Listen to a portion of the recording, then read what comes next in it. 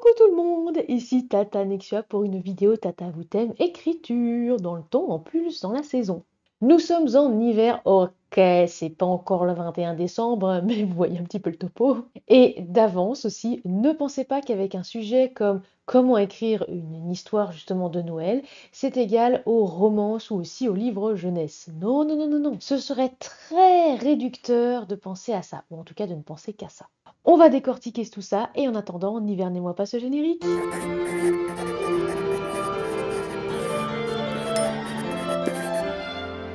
Pour ne louper aucune vidéo, abonnez-vous et activez la cloche. Une histoire de Noël qui sent le sapin ou pas, la neige ou pas, puisqu'il neige en plus de moins en moins à certains endroits. Pas merci, le changement climatique. Peu importe le genre, on peut avoir envie de lire, de chroniquer, d'écrire une histoire de Noël, et non, ce n'est pas réservé qu'à la romance ou encore aux ouvrages jeunesse. Sur les blogs, les réseaux sociaux, à la télévision, en famille, entre amis, on entend parler de Noël ou en tout cas de la fête des cadeaux absolument partout dans le monde, qu'il y ait justement le terme Noël ou pas. Donc déjà, on va commencer par c'est quoi une histoire de Noël? Petite définition, en tout cas déjà ma définition. C'est une histoire qui se passe à Noël ou dans la période juste avant ou juste après, avec une intrigue qui s'entrelace, si on peut dire, autour soit d'une date ou du mois de décembre en général, avec, on va dire, que ce soit les traditions ou les fêtes de famille, avec tout ce que ça peut impliquer, que ce soit en péripéties ou autre. Non, tonton, t'es raciste, que ça te plaise ou non, t'es raciste. Non mais tu sais, Tata, hein, franchement, les femmes de ton époque, elles devraient se taire ou être mariées sous peine d'être jugées. Non, alors pas de foie gras pour moi cette année, s'il vous plaît, du foie gras, merci. Bref, bien sûr, tout ce qui est fête de famille, tradition, etc., dans la bonne humeur, dans la joie, et personne ne va déterrer l'âge de guerre. Personne. Vous voyez comment il y a un petit genre un petit peu horreur, gore qui peut se dessiner autour des histoires de Noël? Bon, normalement, en tout cas, une histoire de Noël, c'est synonyme de cocooning, de détente, au chaud sous une couette moelleuse. Ça peut aussi, d'ailleurs, j'ai glissé un petit indice juste avant, être aussi synonyme bien d'horreur, de peur, de situations malaisantes, etc. Elle est très très bonne ta dinde cette année. Qu'est-ce que tu as mis? Même la sauce, il y a quelque chose. Peut-être un petit goût de... Oups, ne disons rien. Ça peut aussi également parler de neige ou pas. En tout cas, il y a une certaine ambiance. Il est vrai, dans une histoire de Noël, il peut y avoir des flocons ou pas, des décorations ou pas.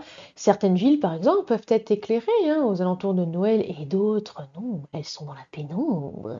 Dans mes ouvrages, il y a effectivement une histoire de Noël, à savoir Je contrôle la situation, ainsi que Noël au royaume du Cid, une petite nouvelle tirée de l'univers de Rattrape-moi, qui maintenant s'intitule Rien ne sert de courir. Et on va dire qu'on retrouve certains ingrédients, je vais dire, de Noël, même si Noël, c'est vraiment très très large, c'est pas forcément la fête religieuse et autres. Noël, c'est vraiment aussi l'ambiance. D'ailleurs, c'est aussi ça que parfois certaines personnes ne comprennent pas. On peut par exemple ne pas du tout fêter Noël dans une histoire de Noël. C'est l'ambiance, la musique, etc. Maintenant que vous connaissez tous les ingrédients, c'est parti, on va creuser. Comment écrire? Se renseigner. Oui, ça va faire aussi un petit pont avec ce que je viens de dire. Ça paraît évident, pourtant, je le rappelle, il y en a qui fêtent Noël le 25 décembre. Il y en a, ok, qui seront là à dire non, mais moi je le fête le 24 au soir, hein. D'accord. Il y en a donc qui le fêtent le 25 décembre ou le 24, voire en janvier. Comme le Nouvel An, non, le monde entier ne le fête pas le 31 décembre. Donc déjà, renseignez-vous. Renseignez-vous sur ce que vous voulez au niveau de votre univers, de vos personnages, etc. Idem pour le temps, la météo. Non, parce que j'ai déjà lu dans un ouvrage quelqu'un qui était persuadé que dans l'hémisphère sud, en décembre, c'était l'hiver, la neige, tout ça, les flocons. Voilà, voilà, voilà. Non, non, vous pouvez très bien, effectivement, avoir des personnages qui vont aller fêter Noël dans l'hémisphère sud et du coup, par exemple, faire du surf toute la journée. Et bien sûr, si vous parlez religion, vous vous renseignez, les traditions et aussi la nourriture. Ça peut paraître complètement anodin dit comme ça, mais le monde entier regorge de saveurs et tout le monde ne mange pas forcément une dinde à Noël. Enfin, déjà rien que nous, on mange pas de dinde à Noël chez nous, par exemple. En Arménie, on fête Noël en janvier déjà. Je suis allée voir sur un site les repas traditionnels des Noëls arméniens. Attention, je cite, aucun plat d'entrée ou de plat principal n'est typique de cette période de l'année. De plus, deux mondes s'affrontent. La cuisine arménienne de l'Arménie actuelle, basée sur la grillade de poisson et de viande, les brochettes appelées kourvadz, Je prononce très très mal. Korvaz. Je m'entraînerai un jour, hein. Et la cuisine arménienne de la diaspora qui puise ses origines en Turquie, au Liban, en Syrie, en Grèce, etc. Et ça, c'est un exemple parmi tant d'autres. Donc vraiment, renseignez-vous. Et si, même si je sais que j'ai pas encore sorti en la vidéo, mais si justement vous avez du mal, n'hésitez pas par exemple à faire un petit coucou à certains SR. Je fais exprès de dire juste ça puisqu'il y a une vidéo qui va sortir en janvier là-dessus. Eh oui, puisque de temps en temps, vous pourriez un petit peu frapper à la porte des concernés. Le genre littéraire. Dans quel genre ou sous-genre littéraire écrire votre histoire de Noël? Puisque je le dis depuis le début de cette vidéo, non, ce n'est pas réservé qu'aux romances contemporaines ou historiques, et ce n'est pas non plus réservé qu'aux ouvrages jeunesse. C'est simple, absolument tout. Oui, tout. Vous pouvez mettre n'importe quel genre. Une histoire de Noël peut être non, vraiment n'importe quoi. Enfin, si je dis n'importe quoi, après on va dire n'importe quoi. Oui, mais même inclassable. Même l'horreur. Même la SFFF. Et oui, pourquoi pas une histoire de Noël dystopie? C'est bizarre, parce que je crois que Noël au royaume du Sith, bah, c'est justement inscrit dans la SF. Pourquoi Noël devrait être cantonné aux romances, ou alors vraiment aux histoires eau de rose? Ce que j'appelle histoire à l'eau de rose, c'est vraiment les histoires niaises, etc., hein. C'est pas toutes les romances. Pourquoi, en fait, tout? Ma première nouvelle éditée d'ailleurs, et j'en avais déjà lu un extrait dans une vidéo il y a je crois quelque temps, c'était en horreur gore pour Creepy Christmas chez Otherland, une super maison d'édition, hein. Sachez que vous pouvez toujours lire cette nouvelle à l'heure actuelle dans Histoire surnaturelle chez Otherland, mais je pense que l'année prochaine, je ressortirai toutes mes petites histoires, on va dire fantastiques horreur, dans un recueil qui va tout rassembler. Pourquoi pas? J'ai cette idée depuis un certain temps, je pense que ça pourrait vous intéresser. Mais voilà, c'est vrai que j'ai mis un pied en édition avec une histoire de Noël horrifique. Comme quoi tout est possible. D'ailleurs, dans cette histoire, donc c'est Renaissance, hein, vu qu'en fait je déteste un petit peu cette période Noël et tout ça, je me suis dit, bah, je vais faire quelque chose d'horrible pour les enfants, mais pas uniquement. Et ça aussi, j'en profite pour rappeler, Noël, c'est pas que les enfants. D'ailleurs, on s'arrête tout de suite. C'est pas la fête des enfants. Non, parce qu'il y en a beaucoup qui disent oui, mais pour la fête des enfants. Alors vous pouvez dire la fête des cadeaux. Moi, par exemple, j'appelle ça plutôt la fête des cadeaux. Mais c'est pas la fête des enfants, hein, d'accord? Alors oui, il existe des contes de Noël, je pense d'ailleurs, pourquoi pas aussi écrire un spin-off pour la malédiction de Cholva aussi dans ce sens, avec pourquoi pas une aventure à Noël, pourquoi pas faire un petit peu comme un calendrier de l'Avent. Je réfléchis en fait à ça depuis aussi pas mal de semaines, pourquoi pas. Et oui, on peut aussi écrire une romance de Noël. Je sais qu'on est bombardé hein, par les téléfilms romantiques à la télé, il y en a qui aiment, il y en a qui n'aiment pas. Déjà, ne jugez pas. Parce qu'on peut très bien détester. Moi, par exemple, je déteste ça. Mais c'est pas pour autant que je vais juger. Clairement. Il n'y a pas déjà de sous-littérature parce que ça me gonfle quand je vois sur les réseaux sociaux, ouais bon c'est bon, t'as écrit une romance, quoi. C'est pas comme si t'avais écrit une dystopie. Euh... Allez écrire une romance et allez la faire éditer et après on en reparle. Oui, oui, oui, oui. Policier, pourquoi pas? Je veux dire, peu importe la saison, ben, peu importe le temps, le mois, les enquêtes, il y en a tous les jours, hein. Et il n'y a pas à Noël un petit bouton stop, ah oui, stop, là c'est bon, il n'y a plus rien. Non. Des exemples d'histoires de Noël. Et oui, comme toujours, ben, je vous ai demandé un petit peu, je vous ai mis à contribution, je pense qu'on peut dire ça comme ça. Je vous ai demandé vos histoires de Noël. Alors que ce soit juste publié, que ce soit édité ou auto-édité, peu importe, hein, je rappelle, je suis absolument et pas là pour mettre des limites aux personnes. À partir du moment où ça me transportait, à partir du moment où quand je lisais justement vos quelques lignes, j'étais plongée dans un univers, je disais oui, et je vais en parler en vidéo. On commence donc avec un texte de Bérangère Berthe, Rose Décembre et le Père Noël. Rose n'y avait jamais pensé, mais c'était logique. Les adultes les appelèrent. Le bébé dormait et c'était l'heure de l'apéritif, celle à laquelle les enfants ouvraient leurs cadeaux et les adultes leurs bouteilles de champagne. On fit circuler les verres et Marinette ouvrit son paquet impatiente. C'était une paire de patins à glace tout neufs. Oh, des patins s'écria-t-elle, toute excitée. Oh, chouette, c'est vraiment. Son regard tomba sur Rose et elle s'interrompit. Rose avait l'air triste dans ses vêtements usagés. Personne n'avait préparé de cadeau pour elle. En outre, elle n'avait ni parents ni grands-parents pour l'aimer. C'est pour toi, dit-elle en tendant les patins à Rose. La petite orpheline ouvrit des yeux ronds. Pour moi? Oui, c'est ton cadeau de Noël. S'il te plaît. J'aime bien parce que, bah, il y a des thèmes abordés là-dedans, à l'air de rien, en quelques lignes. On comprend ce qu'il en est. Je le rappelle et encore une fois, je dirais que j'aurais peut-être dû commencer par là. Je ne suis pas là pour juger les extraits, je ne suis pas là pour les décortiquer, je ne suis pas là pour passer en tant que directrice éditoriale là et faire tac tac tac tac tac, ça qui va pas. Non, là, en plus, il y a bientôt les vacances scolaires, on est là pour souffler, pour se détendre. Je lis, simplement, je lis. On continue, bien sûr, Mirabelle Auréa dans le Winter Challenge. C'est parti. Sous la lumière grise d'un ciel bas et chargé, les arbres qui bordaient la rue brillaient, parés de festons de givre. Étouffant avec difficulté un cri de joie, il ne voulait pas réveiller les deux autres, Kay posa ses mains sur la vitre. Génial! Dehors, la ville endormie avait revêtu son manteau blanc, encore intact à cette heure matinale. Pas de piétons, pas de voitures. La couche de poudreuse, bien épaisse, était lisse, brillante, à peine marquée, çà et là, des traces de pattes d'oiseaux curieux. Sur la fenêtre, les étranges petites créatures qui suivaient la neige s'amusaient à former des motifs étoilés. Leurs dessins évoquaient une délicate dentelle opalescente. Le spectacle émerveilla Cassie, qui admira leur ballet les yeux brillants. Il tapota doucement la vitre pour attirer leur attention. Hé, salut vous! Autre petit extrait, toujours de Mirabelle Auréa.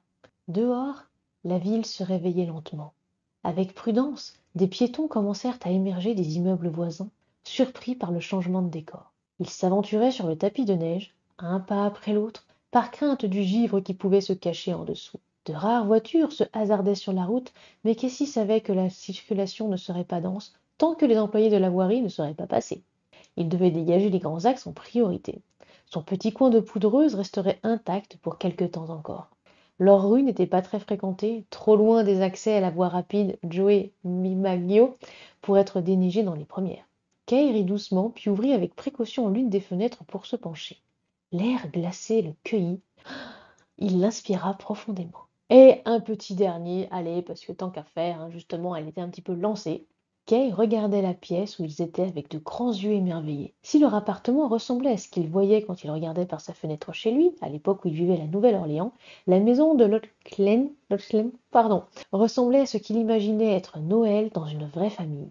Une grande table joliment décorée, un grand sapin qui brillait de mille lumières, des gens chaleureux, de la nourriture, des paquets entassés sous l'arbre. Marvin, le gros charroux de la maison, se frottait à ses jambes pendant qu'il restait là, immobile, un sourire ravi sur le visage. Sedgey lui donna un coup de coude en riant. Hey, Kay, ça va? T'es cassé? L'autre cligna des yeux. Non, non, c'est juste que c'est génial. J'avoue, c'est génial. Leurs regards se croisèrent. Le plus âgé réalisa que l'adolescent était autant sur un petit nuage que lui. Pour CJ aussi, il s'agissait de son premier Noël dans une vraie famille. Ils se sourirent et rejoignirent les autres près de l'arbre. Fin et les petits extraits de Mirabelle Auréa. Comme toujours, hein, il y a les liens dans les sources pour retrouver que ce soit les histoires ou aussi celle qui arrive juste après. J'aime beaucoup puisqu'on est dans l'ambiance Noël. On comprend un petit peu les relations entre les personnages. Moi, j'aime bien. Je poursuis avec Le vieux de l'arbre mort par Dryler Killer. Je les regardais éberlués. C'était impossible. Nous avions des années de dettes à notre actif. D'un coup, j'ai repensé au vieux de l'arbre mort. J'enfilai ma veste et j'ai couru le plus vite possible. Arrivé au parc ne m'a pris que 10 minutes. J'ai foncé dans les allées pour retrouver son arbre. Mais une fois arrivé devant, il n'y était plus. J'ai alors repensé à ses paroles. Une visite par an. Nous sommes aujourd'hui le 24 décembre de l'année suivant ce miracle. Je n'ai jamais rien dit à mes parents, mais je m'apprête à aller voir mon propre Père Noël avec un grand sourire sur le visage. Alors j'aime bien parce que déjà il y a du mystère, parce que comme toujours avec Dryler, il y a du mystère. Et on est là un petit peu avec cette idée, une visite par an et voilà, du Papa Noël. Moi j'aime bien. Je poursuis avec un extrait d'un petit hors-série cosy et tout doux avec plein de flocons et de magie qui s'intitule Un conte de Naïm Faël, écrit par Elune Drill. Normalement, je ne suis pas forcément trop trompée sur la prononciation. Les flocons lumineux se déposaient doucement sur le paysage blanc, qu'ils dotaient d'une clarté irréelle et magnifique. Tout en devenait opalescent. À chaque fois qu'un des cristaux luminescents se posait sur une surface, il émettait un éclat accompagné d'une note mélodieuse. L'ensemble s'élevait en une symphonie d'une pureté et d'une magnificence à couper le souffle. Stop! Il y avait des flocons dans le mail, donc c'était un petit peu obligé, bien sûr que je le prends, bien sûr. Ensuite, un extrait écrit par Gaïa Tamron. Dans une vaste contrée enneigée, des milliers de sapins s'épanouissent au gré des ans et du climat. Néotis est l'un d'entre eux. Avant, il se sentait minuscule face aux géants qui semblaient toucher les nuages ou les étoiles de leur cime majestueuse, mais plus aujourd'hui. Ce sont les derniers plantés qui le regardent à présent avec un mélange d'admiration et d'envie. Il est issu de son album pour enfants intitulé Histoire magique de Noël, disponible en version numérique et papier. Encore une fois, et comme d'habitude, comme toutes les histoires que je suis en train de citer, tous les liens sont dans les sources de cette vidéo, pour faire défiler. On poursuit avec hashtag, un documentaliste fête Noël. C'est un roman contemporain, série en plusieurs tomes, mais tous sont indépendants et peuvent se lire séparément. Oui, c'est effectivement une série donc littéraire d'Aurélie Château-Martin. Franchement, en termes de prononciation de nom, ça va, je trouve que je m'améliore vraiment beaucoup. C'est parti. Vous savez qu'apparemment la tradition des boules et guirlandes sur les sapins viendrait des Germaniques qui suspendaient des tripes, des animaux et même des esclaves mâles aux branches des conifères à cette période? Les pauvres, eux, se contentaient parfois de mettre des pommes à la place. Ça donne envie de fêter Noël tout ça, hein. De suite, c'est tellement convivial. Je vois bien ma mère aller acheter ses esclaves au marché pour les sacrifier au pied du sapin, tiens. Et les yeux de mes neveux et ma nièce en découvrant le tableau. Rien que pour ça, je serais tellement plus motivée à faire le déplacement. En plus, je pourrais menacer les trois drôles de les accrocher eux aussi à l'arbre s'ils ne sont pas sages. Cette idée ramène un sourire à mes lèvres. Ensuite, il y a un autre extrait des Gardiens du Nord. Là, c'est une série fantasy tout public en 5 épisodes ou une intégrale. Pareil, comme toujours, dans la même autrice. Attention, c'est parti. Ses pieds effleuraient la glace avec légèreté. Ses mouvements étaient gracieux et élégants, contrôlés jusqu'à dépasser la précision du geste pour que chacun se fonde dans ce grand ensemble si savamment orchestré. Il ne faisait plus qu'un avec les éléments. La glace sous ses patins crissant doucement, accompagnant chacun de ses pas, chacun de ses sauts et arabesques. Le vent qui faisait voler ses cheveux autour de lui, faisant onduler harmonieusement chaque mèche, comme si elles aussi dansaient avec lui. Pas mal du tout, j'aime bien. Un petit peu court, mais j'aime bien. Je poursuis avec le hashtag Mission Super Noël. Là, c'est un recueil de nouvelles coécrit avec Jonathan Lhuillier qui appartient à la série des hashtags Mission et chaque tome est indépendant. Pour en revenir au Père Noël, donc, selon Erin, leur absence à Londres cette année était une bénédiction. Si ses camarades semblaient penser qu'il s'agissait là de l'œuvre d'un dangereux psychopathe ou de quelque esprit machiavélique ayant décidé de ruiner cette période unique, Erin, pour sa part, estimait que, qui qu'elle soit, la personne qui était derrière tout cela était un véritable génie, doublé d'un sauveur à l'humour certain.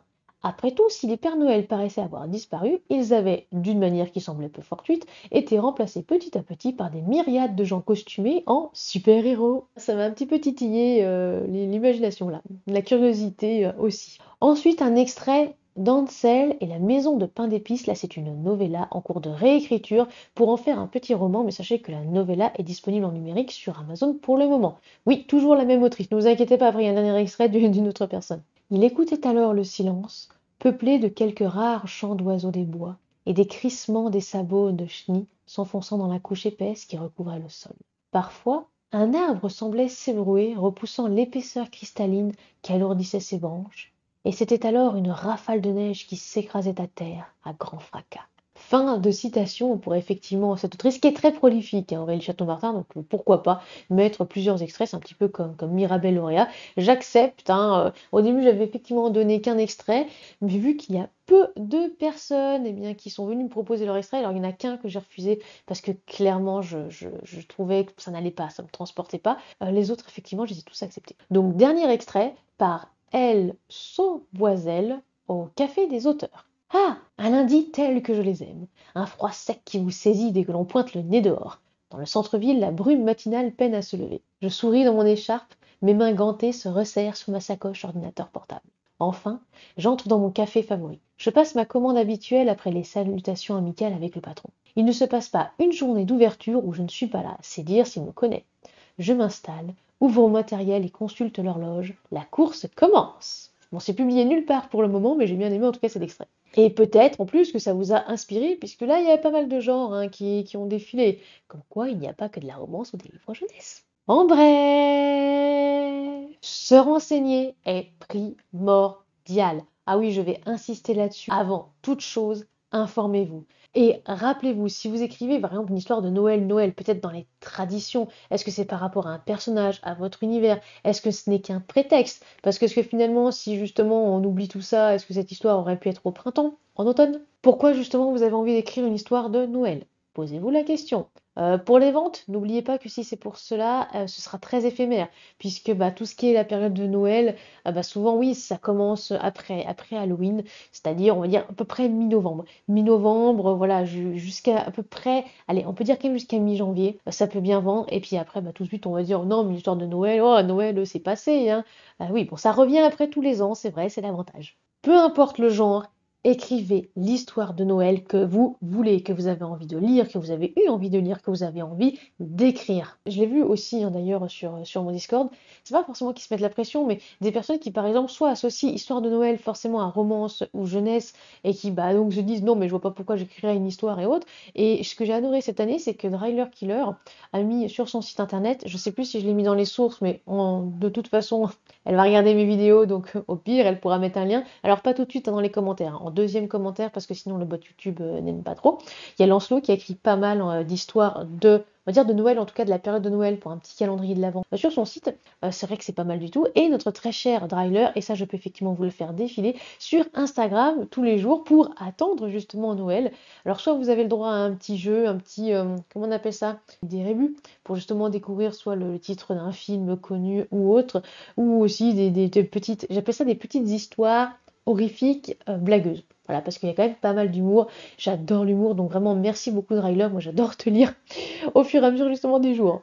Ne vous limitez pas à soit un seul genre, soit que ce soit inclassable, soit si justement vous avez envie d'écrire une histoire de Noël, thriller, eh bien pourquoi pas, thriller psychologique, pourquoi pas. Si au contraire, eh bien vous avez envie justement d'écrire d'un ouvrage de non-fiction, que ce soit un témoignage ou que ce soit aussi un livre, pourquoi pas de développement personnel sur, je sais pas, comment survivre aux fêtes de fin d'année avec la famille, peu importe, vraiment. Voilà, c'est la fin de cette vidéo. Bah, j'espère déjà qu'elle vous a plu. J'espère aussi bah, peut-être qu'elle vous aura un petit peu fait voyager et plonger dans des univers tous aussi différents les uns que les autres. On se retrouve la semaine prochaine avec une vidéo bien un petit peu marquante de fin d'année.